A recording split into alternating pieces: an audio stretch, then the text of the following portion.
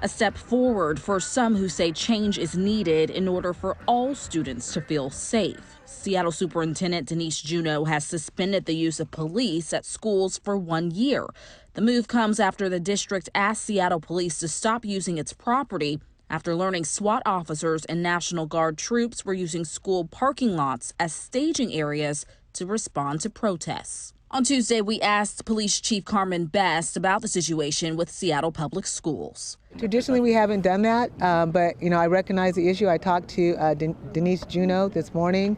She's the superintendent of schools. She said, they would rather, we not put them there. We respect that, so that's traditionally been an option for us. If it's not, we'll remove that from the table and we'll look at other options. So totally respect people and their role and responsibility. Apparently, the school board does not want it to happen, and we respect them too. So it won't be at the schools. I'm not going to tell you that we're not going to have people staged nearby, because we do have a responsibility to protect our facilities. In a tweet, the district shared this message, saying it would reevaluate its relationship with SPD, adding officers would not be present on campuses unless there's an emergency. As educators, we have students and we have families who are intimidated by the police. Gwendolyn Jimerson with the Seattle Education Association says the teachers union is asking that the district instead redirect money to more school resources. We stand for racial justice, and inside of our classrooms and outside of our classrooms. And so with a lot of things that are going on, we need family supports, we can use counselors, we can use social workers. Now, what message do you hope to send specifically to Black students